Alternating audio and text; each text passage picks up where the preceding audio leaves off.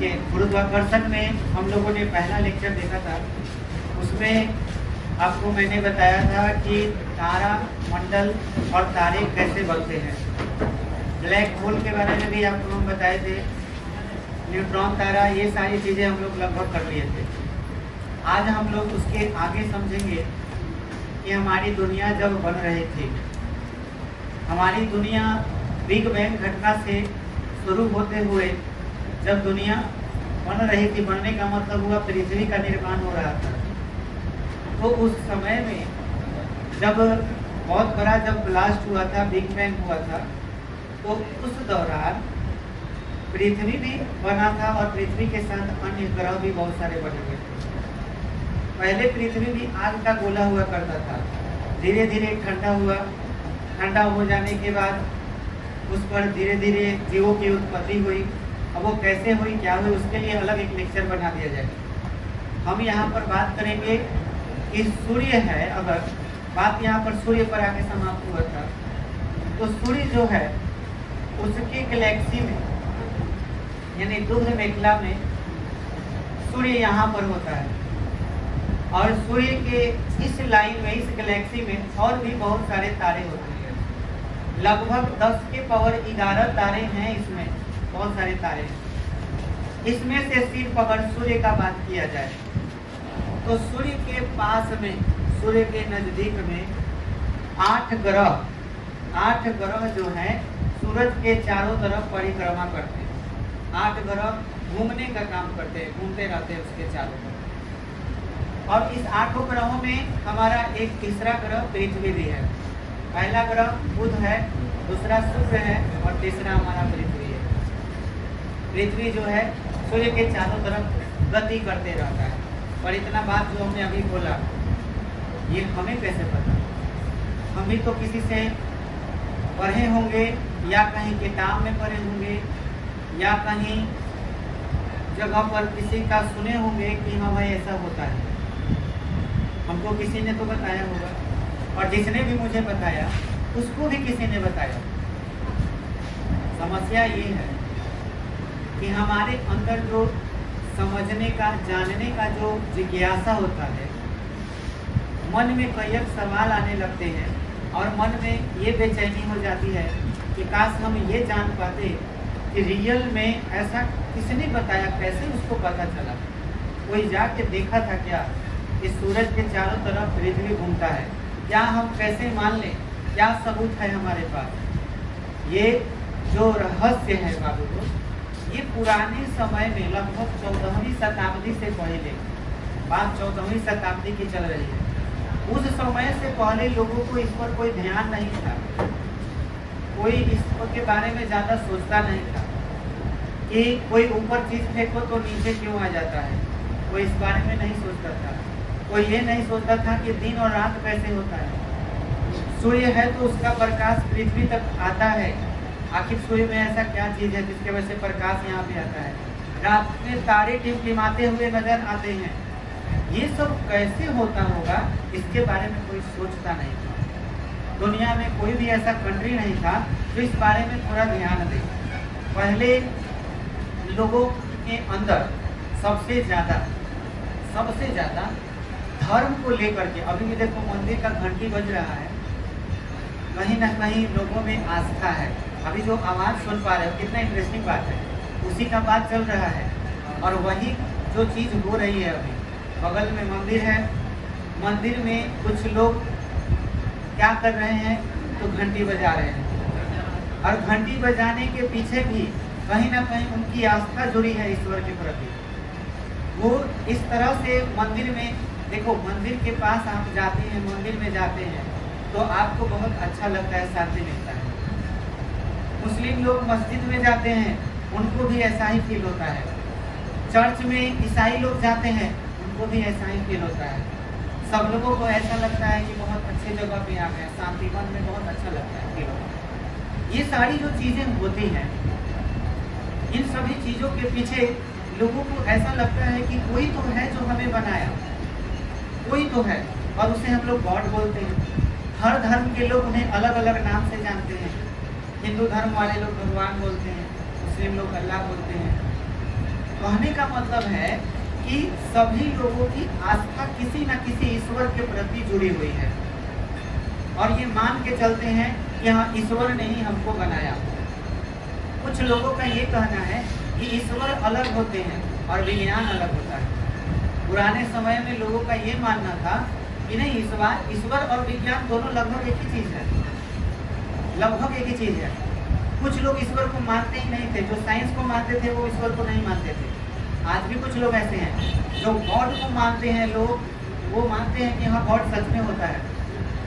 मैं एक छोटा सा आपको बात बोलूं कि भाई ईश्वर मानने में फ़ायदा है कि नुकसान है। तो जाहिर सी बात है, मेरे हिसाब से अगर आप ये मानते हो, मैं देखो भले ही साइंस पढ़ाता हूँ लेकिन मैं ईश्वर को मानता हूँ कि हाँ रियल में ईश्वर है।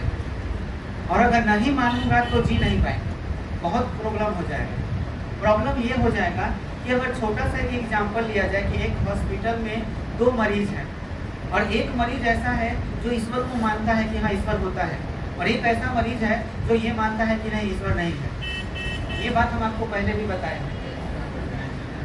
तो भाई एक आदमी मरने के कगार पे है और वो भगवान से मना रहा है कि हे भगवान हमको बचा लो, या इस तरह का बात सोच रहा है।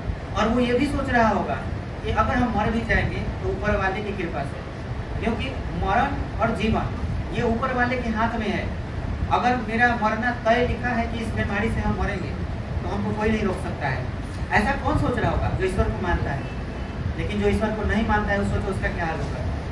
वो तो ये मान के चलता होगा कि गॉड नाम का कोई चीज़ होता ही नहीं है, और जब होता ही नहीं है तो मरण या जीवन गॉड के हाथ में कहाँ से। और उसके बाद ये वो सोच सोच के परेशान होगा कि अब मर जाएंगे, अब मर जाएंगे, क्योंकि अब उसके दिमाग में कुछ दूसरा बात नहीं आएगा। तो वो सोच सोच के परेशान होगा यह जीवन, और उसके बाद एक वो जीवन जो ये सोच रहा है कि हाँ ईश्वर है, अगर हमारे हाथ में ये लिखा होगा कि भाई हाँ भाई हम मरने वाले हैं तो मर ही जाए, तो ये मान करके लोग चलता है। लेकिन साइंस के हिसाब से देखो इंटरेस्टिंग बात, कुछ दिनों के पहले की बात है, नासा ये बात कह दिया कि अंतरिक्ष में कहीं पर भी कोई स्वर्ग नहीं है। ये मान के वो चल रहा है, जैसे हम लोग कहते हैं क्या मर गया तो स्वर्ग में जाते हैं, ऊपर चले जाते हैं। ऐसा कोई जगह नहीं है विज्ञान के हिसाब से। फिर भी क्या हम मानना छोड़ देंगे कि नहीं ईश्वर नहीं है? मानना पड़ेगा, आस्था है। बात समझ पा रहे हैं? आगे की बात को सुनोगे बढ़िया से, जो आज तुम लोग जानने वाले हैं। इंटरेस्टिंग बात, एक बहुत महान ग्रेट इंसान के बारे में तुम्हें हम आज बताने वाले हैं। वो ग्रेट इंसान का जो फोटो है वो आपके सामने यहाँ स्क्रीन पर देखिए। ये जो इंसान देख पा रहे हैं इनका नाम एरिस्टोटल है, और इनको हमारे भारत देश में अरस्तु के नाम से जाना जाता है। अरस्तु, ये वो अरस्तु है जिसे तुम बायोलॉजी का फादर बोलते हो।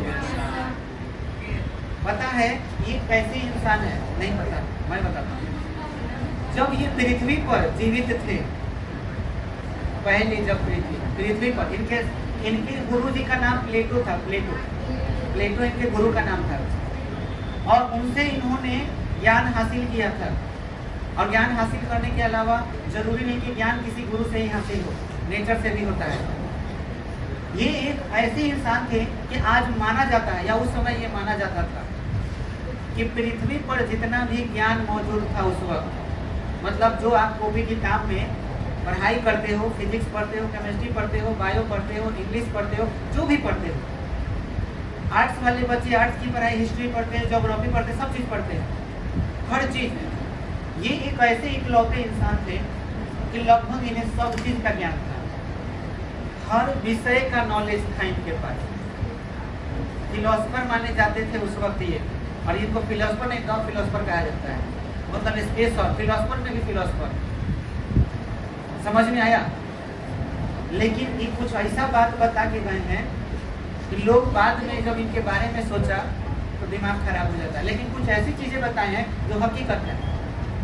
इनका ये कहना था, ये लोगों को, ये देखो इतना ग्रेट आदमी जब लोगों को बताएगा कि हाँ ऐसा होता है, अगर ये कह दें कि पूरब प्रकाश जो सूर्य देखते हैं हम लोग, आप ही लोग बताइए, आप बाहर खड़े होकर के सवेरे से सांझ तक खाली सूरज को देखते रहते हैं।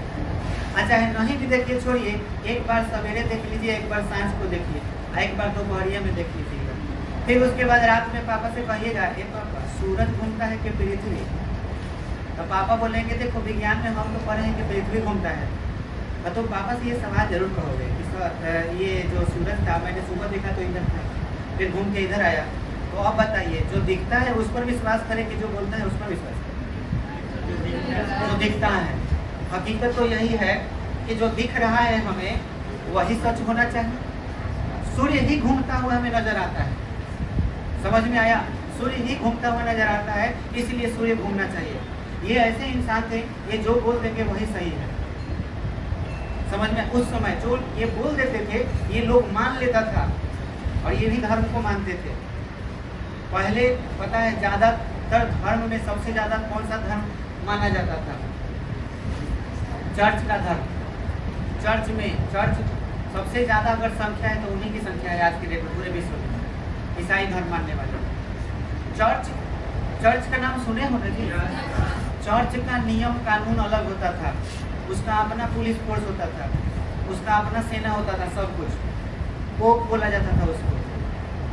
जो चर्च में रहते थे अधिकारी लोग, उन्हें हम लोग फादर बोलते थे। सुने होंगे, फादर नाम सुने होंगे, आज भी है लोग, ऐसा नहीं। लेकिन पहले का नियम कानून काफी अलग था। ये इनके द्वारा ये मानना है, और ये सारे धर्म के लोग मानते थे इनके बातों को। ये जो बोल देंगे वह बात सही है। इनका कहना ये था कि पृथ्वी नहीं घूमती है, पृथ्वी घूमती नहीं है। और इनफैक्ट पृथ्वी घूमती नहीं है क्या, पृथ्वी जो है गोल भी नहीं है। ऐसा गोल नाम का तो कोई सोचा भी नहीं होगा। पृथ्वी चिपटी हुई है, तुम लोग सुने होंगे कि पुराने समय में लोग कहता था कि पृथ्वी चिपटी है। समतल है पृथ्वी, रियल बात है, इन्हीं का देन है। पृथ्वी चिपटी हुई है, समतल है, गोल कहीं से नहीं है, ये बात मानते थे। और पृथ्वी जो है पूरे ब्रह्मांड का सेंटर है, ये इनका बोलना था। ये बताते रहते कि पृथ्वी सेंटर है। यहाँ तक कि ये भी बात इनसे पूछा जाता था, क्योंकि इनका चेला ही कोई पूछा होगा, तो इनका बोल जब बदले में क्या। लेकिन बहुत अच्छा बात भी बताए, हम इनको बुरा नहीं कह रहे हैं, लेकिन जो इनके दिमाग में आया, जो इनको समझ में आया, उसी हिसाब से बताए होंगे। इनके हिसाब से ये मानना था कि जब कोई चीज दुनिया की अगर देखी जाए तो दुनिया सिर्फ 4 चीज से बना हुआ है। इनके कारण ये इन्होंने जो बताया, दुनिया सिर्फ 4 चीज से बना है, 4 तत्वों से बना हुआ है, मिट्टी, हवा, पानी और आग, अग्नि। 5 तो हिंदू धर्म के अनुसार था, हम तो इनकी बात कर रहे हैं। 5 तत्वों से बना हुआ है, वो गगन को तो मिला लोगे तो 5 तत्व हो जाएगा। हिंदू धर्म के अनुसार पूरा हर चीज 5 चीजों से बना हुआ है, 5 तत्वों से बना हुआ है, ऐसा हम लोग मानते हैं। हम कहीं यहाँ अभी जर्मनी की बात कर रहे हैं, उधर के लोगों के द्वारा या पूरा यूरोप संघ के द्वारा आप ये मान के चलिए कि 4 तत्वों से इनके अनुसार पूरा दुनिया बना हुआ था, जिसमें से इनका ये कहना था कि सबसे भारी चीज नीचे रहता है, उसके बाद ऊपर हल्का चीज रहता है। तो अब हवा और तुमको हम पूछे कि हवा में, पानी में और धरती में बताओ सबसे नीचे कौन आना चाहिए? धरती, उसके ऊपर पानी, उसके ऊपर हवा। अगर पानी नहीं तो धरती के ऊपर हवा होना चाहिए। और आज भी ऐसा है, धरती के ऊपर ही ना हवा है कि धरती के भीतर हवा है। इनका भी कहना सही है। और उसके बाद ये कहते थे कि अगर कोई चीज ऊपर है, देखो कितना गजब का खेल, अभी गुरुत्वाकर्षण का कोई बात नहीं होगा, तुमको हम लेके चले हैं 14वीं शताब्दी से 15वीं शताब्दी के बीच की बात हो रही है, इस फेज का बात हो रहा है। उस समय कोनो इतना साइंस विकसित नहीं था, उस समय की बात हो रही है। और ध्यान से सुनना, कैसे ये चीजों को डील होता था, पहले चीजों को कैसे समझा जाता था। उस समय की बात है कि इनके द्वारा बताया गया चीज के अनुसार नियम ये कहता है कि कोई भी चीज अगर ऊपर है और अगर वो नीचे गिरती है तो ये ऊपर वाले की देन है, प्रकृति की देन है, ईश्वर की देन है। क्योंकि ईश्वर कभी भी, ईश्वर के नियम के खिलाफ कोई नहीं जा सकता है, इनका ये मानना था। जाहिर सी बात है, ईश्वर के खिलाफ कौन जाएगा? आप चाहेंगे कि आप अपने मरण को रोक लें तो क्या आप रोक सकते हैं? नहीं। जिस दिन लिखा होगा कि मरना है तो मरना तय है, मरिएगा 100%। तो प्रकृति के द्वारा ये नियम है कि 4 ही चीज से अगर पूरा दुनिया बना हुआ है, और जिसमें भारी चीज है वो नीचे रहता है, प्रकृति भारी चीज को नीचे रखती है, और उसमें का मिट्टी का कोई चीज या भारी कोई चीज अगर ऊपर हवा में है तो वो ऑटोमेटिक कहाँ आ जाएगा? नीचे आ जाएगा। तो ये प्रकृति का नियम है, ऐसा इन्होंने कहा था। और आज देखो, आज तुम इसे गुरुत्वाकर्षण बोलते हो, लेकिन पहले ये था। यहाँ तक इन्होंने ये भी कहा कि कि भाई जमीन पर से कोई चीज ऊपर उछालना प्रकृति के नियम के खिलाफ है। यानी कि पाप लगेगा तुमको, कोई चीज को ऊपर फेंकोगे तो। काहे पाप लगेगा भाई? काहे कि तुमने प्रकृति के नियम से खिलवाड़ किया। प्रकृति ने नियम बनाया है कि कोई चीज को तुम नीचे से ऊपर नहीं, ऊपर से नीचे आने दो, नीचे से ऊपर मत फेंको। अगर तुम नीचे से ऊपर कोई चीज फेंक रहे हो तो ये प्रकृति के नियम के क्या है? खिलाफ है। ऐसा हम नहीं, अरस्तु ने कहा। बात समझ रहे हो? लेकिन आज ये प्रकृति का नियम हो सकता है, लेकिन ये चीजें जो है धीरे धीरे आगे जाकर क्लियर हुई। हमने तुमको अरस्तु के बारे में बहुत इंपॉर्टेंट बात बताई। एक लास्ट लाइन इन्होंने बताया था, बहुत खास लाइन बताया था। इन्होंने जो लाइन बताई थी उस लाइन को एक बार हम बोलना चाहेंगे, आपको याद रखना है। इनके द्वारा बताया हुआ एक और बहुत अच्छा बात है, बातें तो बहुत अच्छे से बताई। इन्होंने कहा जीवन और मरण में फर्क क्या है और शिक्षित और अशिक्षित में क्या फर्क है। जो आदमी जीवित है और जो आदमी मृत है, उसी तरह से शिक्षा और अशिक्षा में बताएं कि शिक्षित और अशिक्षित में अंतर बस यही है जो जीवन और मरण में है। समझ में आया? जीवन और मृत, एक मरा हुआ आदमी और एक अशिक्षित आदमी, दोनों को ये एक समान माने। मतलब कहने की बात ये है कि जिसका मतलब एजुकेशन से कोई मतलब नहीं है वो एक तरह से मृत है, और जो एजुकेशन मतलब जो शिक्षित है वो जीवित है। ऐसा इनका बोलना है। बातें बहुत सारी बताई। अब देखो ध्यान से समझो। और अरस्तु ने ये बातें तो बता दी कि हाँ कोई चीज़ जो होती है वो नीचे ही आके गिरती है क्योंकि ये प्रकृति का नियम है। उन्होंने कोई गुरुत्वाकर्षण वगैरह नहीं बताया था। दूसरी बात कि पृथ्वी जो है फ्लैट है, एकदम फ्लैट है, ये एक ही जगह पे रुकी हुई है। ये बात भी किसने बताया? अरस्तु ने। और एक तो गजब का बात ये बताया कि पृथ्वी गति नहीं करता है, पृथ्वी अपने जगह पे है और सूर्य चारों तरफ घूमता है पृथ्वी के। बाद में पता चला कि तो बात गलत है। और ये देखो धर्म के लोग, जो धर्म के मानने वाले लोग थे, बस इसी पर विश्वास करते हुए, मतलब विश्वास 2000 साल तक लगभग लोगों ने यही विश्वास किया और इसी पर चलते रहे। सोचो गजब का जमाना होगा जो उन लोग ये। एक और चीज़ कि उस समय जो ग्रह हुआ करते थे, पृथ्वी या बाकी जो भी ग्रह है, उसको पूजा किया जाता था, ईश्वर माना जाता था। हर ग्रह भगवान माना जाता था उस जमाने में, और सबकी पूजा होती थी। ऐसा भी था। चर्च वाले लोग जो बोल देता था वही मानना पड़ता था लोगों को। और इन लोगों से पूछा जाता था कि आपको कैसे पता? तो उन लोग कहते हैं हम लोग का डायरेक्ट कनेक्शन है गॉड से, उन लोग हमको बताते हैं तब हम आप लोग को बताते हैं। समझ में आया? ऐसा बात था। एक साइंटिस्ट का जन्म हुआ, कोपरनिकस। ये कोपरनिकस साइंटिस्ट, इनका उस जमाने में जन्म हुआ, 14वीं शताब्दी के बाद इनका जन्म हुआ। और ये साइंटिस्ट जो थे, इन्होंने पहली बार इस बात पर ऑब्जर्व किया कि ये जो ढोंग चल रहा है, लोग ये मान के चल रहे हैं कि पृथ्वी सेंटर में है, ये मान के चल रहे हैं पृथ्वी सेंटर में होता है। इन्होंने इस बात को मानने से इनकार कर दिया क्योंकि इन्होंने बहुत सारे अपने एक्सपेरिमेंट या जो भी किए। कोपरनिकस ये अपना एक बुक लिख रहे थे और उसमें ये सोच रहे थे कि यार ये जो पृथ्वी की बात हो रही है, जब हम सूर्य को देखते हैं तो सूर्य घूमता है। ऐसा भी तो हो सकता है कि हम किसी के चारों तरफ नाच रहे हो और सूर्य एक जगह स्थिर हो। पहला ऐसा शख्स था जो ये बताया कि पृथ्वी जो है, देखो उस जमाने में जिसे लोग ये मानते थे कि पृथ्वी चिपकी हुई है, और अचानक से कोई अकेला इकलौता इंसान यह बोलते कि नहीं पृथ्वी चिपकी नहीं, पृथ्वी गोल है, तब क्या होगा? लोग इसको या तो पागल कहेगा और नहीं तो पीट देगा बढ़िया से, कहेगा कि बाकी चर्च के लोग और अरस्तु सब पागल आदमी है कि तुम गोल बोल रहा है। रियल बात यही है कि पकड़ा गए, चर्च वाला लोग पकड़ लिया, जेल कर दिया इनको, और जेल कर देने के बाद जेल में कुछ दिन रहे और इनके पास बार बार खबर जाता था कि देखो ये कागज है, इसमें लिखा हुआ है कि तुम ये मानते हो कि पृथ्वी चिपकी हुई है और ये तुमको मानना होगा और इस पर तुम अपना साइन कर दो। अगर तुम नहीं मानोगे तो तुम्हें फांसी हो जाएगा, तुम्हें मार दिया जाएगा, खत्म कर दिया जाएगा। उस समय यही सजा होता था। ये मानने से इनकार करते रहे कि हम काहे मान नहीं पा रहे, जबकि हकीकत नहीं है। और सच में रियल बात देखा जाए तो इनको मृत्यु का सजा हो गया इस बात के लिए, और इनकी मृत्यु भी इसी वजह से हुई। बेचारा का गलती क्या था? सही बात बताया था, सच बात बताया था और इसको मार दिया गया चर्च वाले लोग। लेकिन आज के डेट में चर्च वाले लोग, वही लोग आज के डेट में इनके लिए या इनके पूरे खानदान के लिए ये लोग माफी मांगा बाद में, क्योंकि गलत साबित हो गया।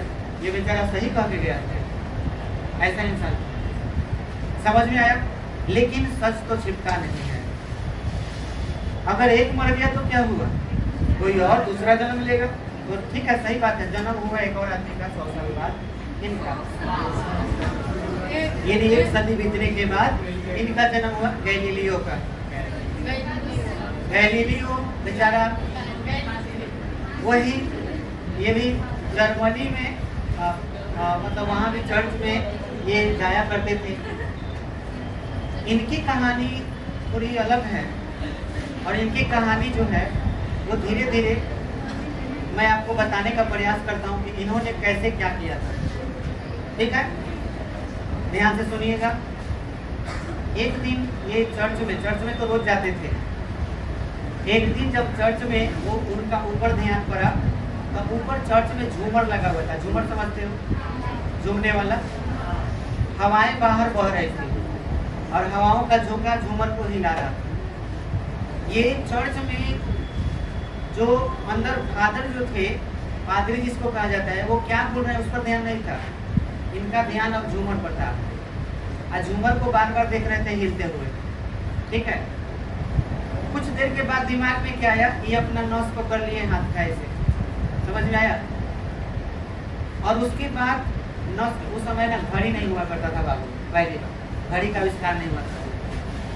तो नस पर अपना अंगूठा रख करके और झूमर को गिनते रहते थे। ऊपर गया, बीच में आया, फिर इधर गया, फिर बीच में आया, फिर ऊपर गया।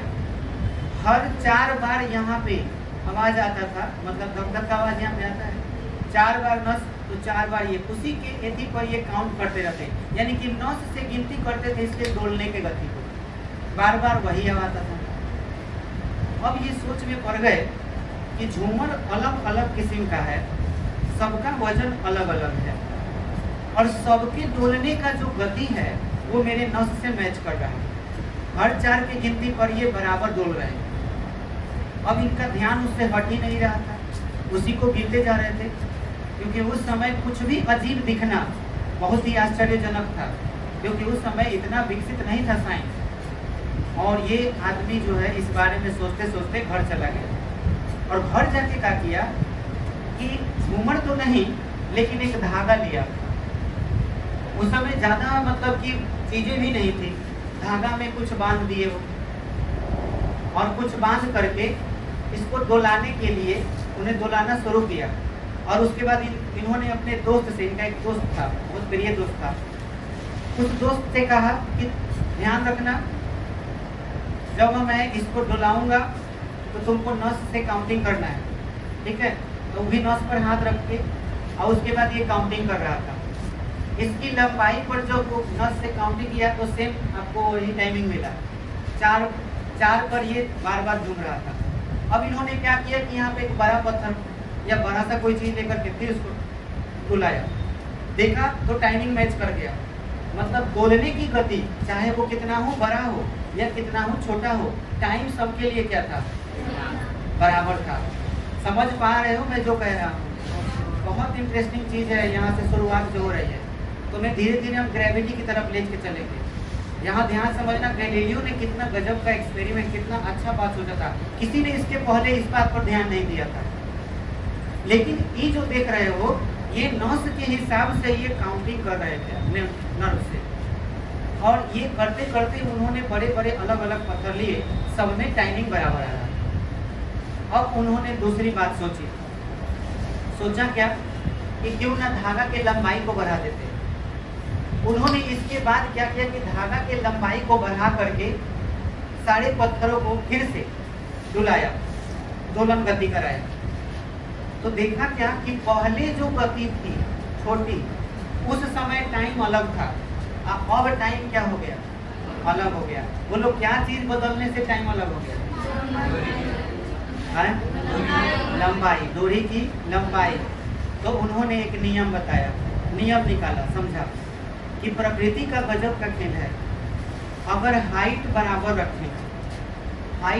रखें तो कितना हो भार बढ़ा दो वस्तु का, कितना हो भार बढ़ा दो, उसके दोलने की गति सेम रहती है।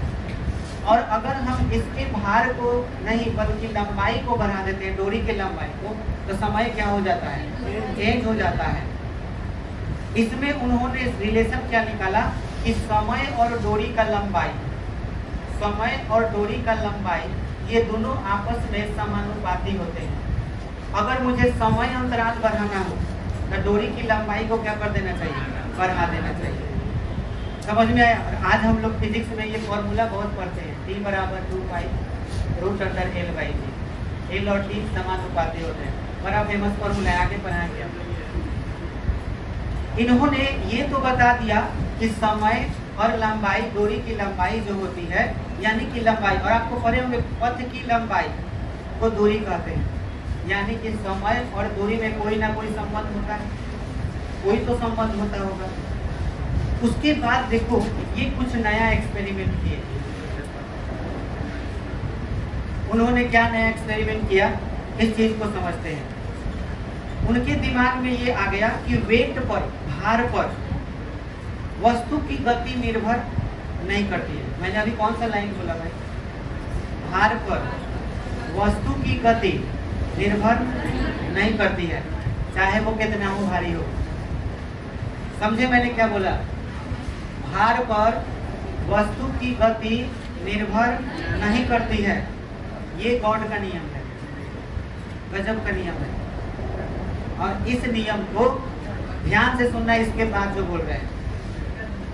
इस नियम के अनुसार एक बड़ा सा पत्थर और एक चिड़िया का पंख, दोनों को अगर हम नीचे गिराएं तो इस नियम के अनुसार दोनों को साथ में गिरना चाहिए।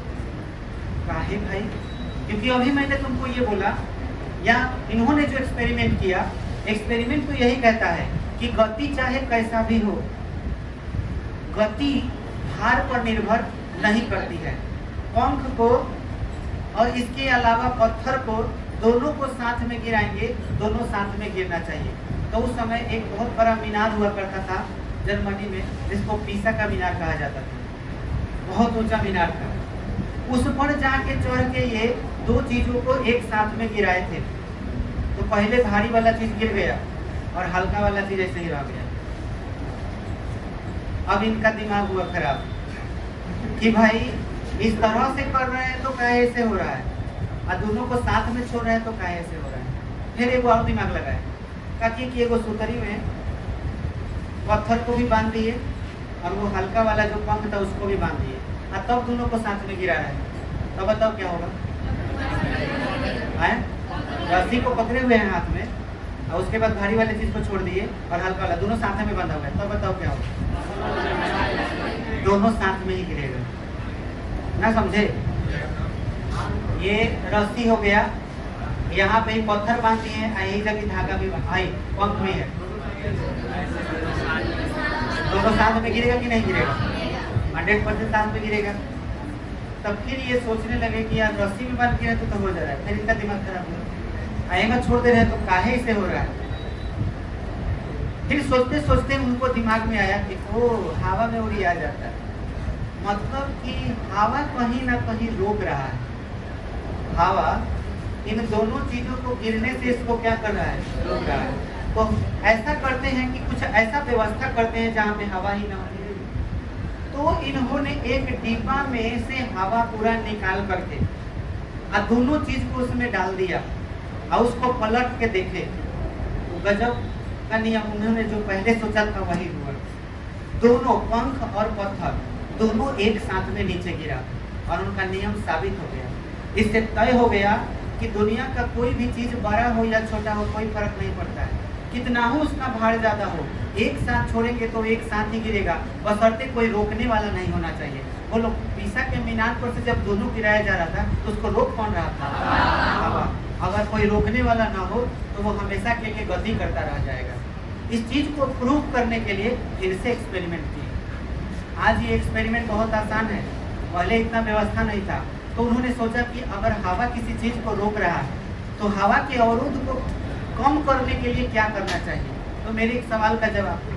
मेरे पास दो चीज़ है या एक गेंद है, अगर एक गेंद को ऐसे गिराएंगे और एक गेंद को एक प्लेट पर रख करके गिराएंगे, प्लेट का मतलब हुआ इस तरह का स्लोप, ऐसे रख के गिराएंगे, एक सीधे रख के गिराएंगे, किसमें ज़्यादा हवा रोकने का काम करेगा? ये वाला जब गिरेगा ना तो इसमें रुकावट ज़्यादा होगा और इसमें रुकावट क्या होगा? कम होगा, क्योंकि ये तिरछा है।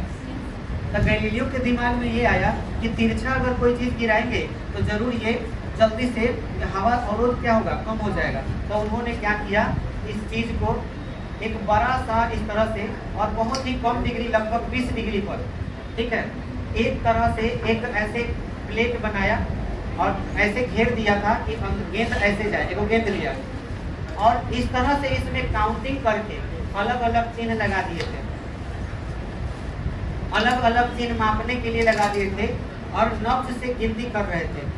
नब्ज से जब गिनती करके गेंद को बार बार जब छोड़ रहे थे तो बार बार ये गति जब हो रहा था तो पहली गति, दूसरी गति और तीसरी गति में हमेशा गेंद का स्पीड लगातार बढ़ते जा रहा था। पहला की अपेक्षा दूसरा बार में 3 गुना, तीसरा बार में 5 गुना स्पीड लगातार बढ़ जा रहा था और ये स्पीड बढ़ते जा रहा था। उसके बाद एक बार ऐसा हुआ कि ये गिरते गिरते क्या हुआ कि आगे दीवार था, दीवार से जाके टकरा गया, टकरा के गेंद रुक गया। तो जब दीवार से टकराया तो फिर इनका भेजा खुला कि ओ यहाँ दीवार रुक रहा है। अगर दीवार ना होता तो गति करते रह जाता। फिर यहाँ से नियम बन गया गैलीलियो का। गैलीलियो ये कहा कि आगे से कोई रोकने वाला ना हो, यानी कि बाहर से कोई चीज़ बल नहीं लगने वाला हो तो वस्तु हमेशा हमेशा के लिए क्या होगी? गति करते रह जाएगी। और इस तरह से बना जरूरतों का नियम। जरूरतों का नियम या गैलीलियो का नियम कह सकते हो। बाद में जाके न्यूटन का ये प्रथम गति नियम न्यूटन ने बनाया इसको, लेकिन ये तो खोजे थे गैलीलियो ने। गैलीलियो ने इस तरह से बताया कि कोई वस्तु तब तक गति में रह सकती है जब तक कि उस पर बाहर से कोई बल नहीं लगाते। इतना कहानी हो जाने के बाद बात अब आती थी कोपरनिकस पर। कोपरनिकस के बारे में जब इन्होंने पढ़ा, जाना कि यार कोपरनिकस को तब फांसी पर चढ़ा दिया था, और इन्होंने पृथ्वी के बारे में जब सोचना शुरू किया, पृथ्वी के बारे कोपरनिकस ने क्या कहा था? सिर्फ ये कहा था कि पृथ्वी गोल है और पृथ्वी घूमती है, सूर्य नहीं घूमता। और दूसरा चीज कि पृथ्वी सेंटर में नहीं है, सेंटर में कौन है? सूर्य। सूर्य सेंटर में है या सेंटर के करीब है, ऐसा उन्होंने बोला था कोपरनिकस ने, और इसके लिए उनको सजा हो गया था। इनको डर था कि हम ऐसा का कुछ बोलेंगे तो हम लोग के मत मुँह आदत। इनको ये डर था तो इन्होंने एक उपकरण बनाया। देखो इनके हाथ में कोई उपकरण दिख रहा है, क्या दिख रहा है? टॉर्च है। अरे दूरबीन ने बना, दूरबीन बनाए थे, समझ में आया? पता है दूरबीन काहे बनाए थे? ये देखने के लिए कि कौन किसके चारों तरफ घूमता है। समझ में आया? इनके पास प्रमाण था, लोगों को दिखाया करते थे कि देखो चर्च वाला लोग जो तुम लोग को बोलता है वो गलत बोलता है, हम पर विश्वास करो जो हम कह रहे हैं। तब पता चला इनके बारे में कि वो प्रचार ज्यादा करा था हमने के, तो चर्च वाला फिर पकड़ लिया, इनको भी जेल में डाला। दादी बहुत कहते चल रहा है कि सूरज घूमता नहीं है, पृथ्वी घूमता है। तुम्हारे पास है कौन चीज लिया है? दूर थार कभी फेंक दे। तो कहने का मतलब है कि जेल में था हम सरकार, हम कहीं ना कुछ कहेंगे। उसके बाद इनको जब पेशी हुई, जो राजा हुआ करता था उसके पास, तो ये अपना गलती मान लिए, कहे कि ऐसा कुछ नहीं है महाराज, क्योंकि इनको डर था कि कहीं मुँह मत कर। तो ये मानने से इनकार कर दिए, लेकिन अपना ये काम करते रहे। और करते रहे। बाद में ये साबित हो गया कि भाई पृथ्वी जो होता है वो वही घूमता है, सूर्य नहीं घूमता। तो पहली बार ये बताने वाला साइंटिस्ट था कि पृथ्वी वास्तव में सूर्य के चारों तरफ घूमता है। समझ में आया? गति करता है। बाकी ग्रह भी सूर्य के चारों तरफ घूमते हैं और सूर्य एक जगह पर फिक्स है, गैलीलियो के द्वारा बताया गया। इसके बाद ये वाले जो साइंटिस्ट थे, इनका नाम केपलर है।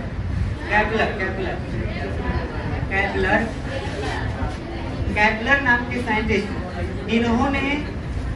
इन्होंने ये बताया कि सूर्य, पृथ्वी, सूरज जितना भी है ये सब किस तरह से अवस्थित रहता है और कैसे रहता है। इन्होंने बताया कि इनका एक अपना कक्षा होता है और इन कक्षाओं में देखो, ये सब जो देख रहे हो ये एक विशेष प्रकार के कक्षा में घूमते हैं। और इन्होंने जो प्लैनेट्स हैं, ग्रह हैं, उपग्रह हैं, इनके घूमने के लिए नियम बताए। ये भी एक नियम का पालन करते हैं, केपलर इन्होंने बताया। और इसके बाद वाले जो साइंटिस्ट थे, न्यूटन, इन्होंने स्पेशल पृथ्वी के बारे में खोज किया।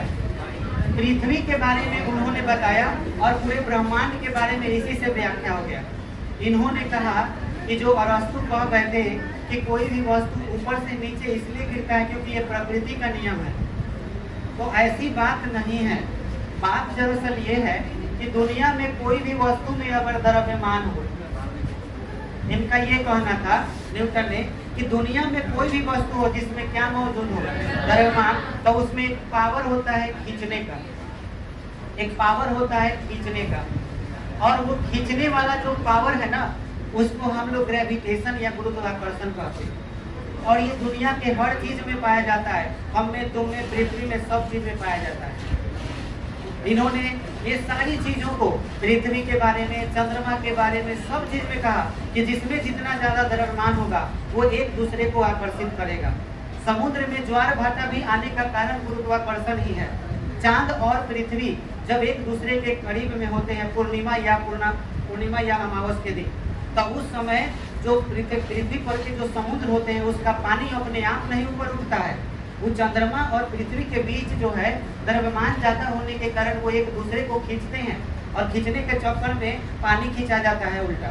और पानी जब खींचा जाता है तो पानी ऊपर उठ जाता है और वह पानी जब उठ करके फिर नीचे आता है तो बहुत बड़ा तोड़ बन के आता है, लहर बन के आता है।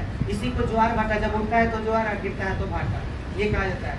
गुरुत्वाकर्षण जो है दुनिया के हर चीज में पाया जाता है, जिसमें द्रव्यमान है उसमें ग्रेविटी है। बोलो, क्लियर हो गया? तो उम्मीद है कि यहाँ तक बात आपको समझ में आ गया।